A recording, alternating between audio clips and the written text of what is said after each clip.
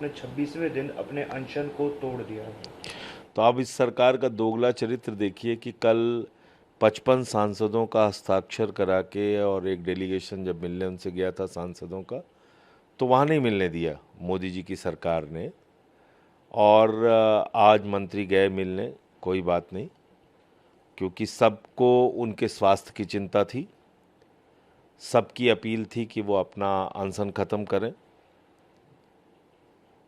उनका जीवन इस देश के लिए अमूल्य है, लेकिन जो आंदोलन के मुद्दे हैं, इस देश के करोड़ों युवाओं के मुद्दे हैं, उस मुद्दे का क्या हुआ? मुसद्दा तो मिल गया नरेंद्र मोदी जी को, कह रहे हैं हमें मुसद्दा मिल गया, मेरे ख्याल से वो मसौदा कहना चाह रहे होंगे। लेकिन जो डिमांड थी आंदोलनकारियों की, उसमें से कौन सी डिमांड उनकी पूरी हुई, ये महत्वपूर्ण है।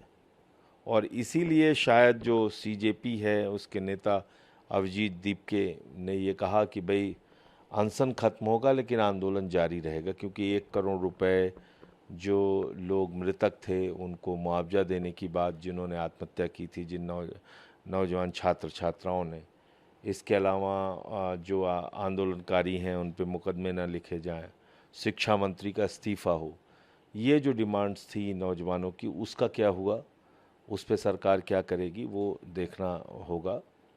और जहाँ तक आम आदमी पार्टी का प्रश्न है, इस देश के करोड़ों युवाओं का आंदोलन है, जब तक ये आंदोलन चलेगा हम लोग आंदोलन के साथ हैं, नंबर 1।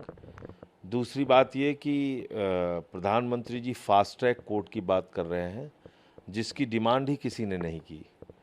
फास्ट ट्रैक कोर्ट की असलियत ये है कि इस देश में बलात्कार के मामलों से लेकर एसिड विक्टिम के मामलों से लेकर तमाम चीज़ों में फास्ट ट्रैक कोर्ट बनाने का प्रावधान है। लेकिन पॉक्सो के मामले में फास्ट ट्रैक कोर्ट है, लेकिन उसमें भी सालों साल न्याय मिलने में लग जाता है, क्योंकि जब जांच एजेंसियां सही समय पे सबूत नहीं देंगी तो कार्रवाई कैसे करेगी कोर्ट। और खुद नीट के पेपर लीक में मोदी जी के अधीन आने वाली सीबीआई ने 2024 में 90 दिन तक चार्जशीट दाखिल नहीं की, इस आधार पर पेपर चोरों को बेल मिल गई।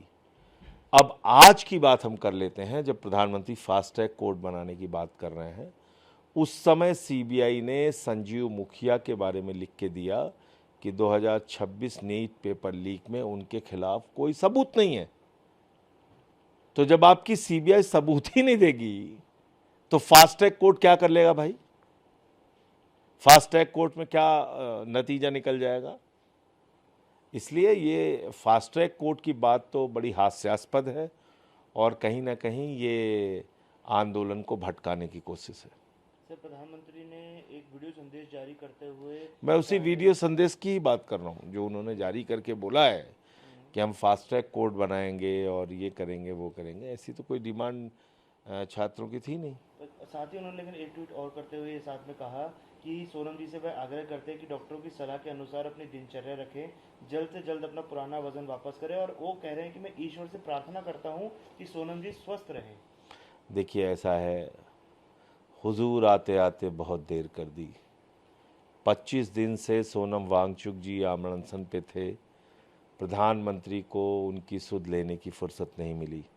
पूरी दुनिया की सैर उन्होंने की, मेलोडी चॉकलेट उन्होंने खाई, लेकिन एक व्यक्ति अपना जीवन दांव पे लगा के नौजवानों का मुद्दा उठा रहा था, उसके बारे में बातचीत करने की फुर्सत प्रधानमंत्री को नहीं थी। जब वो देख रहे हैं कि आंदोलन का विस्तार पूरे देश में हो रहा है, तब वो ये सारी चीज़ें कर रहे हैं, तो उनका ये दोहरा चरित्र लोग समझ रहे हैं।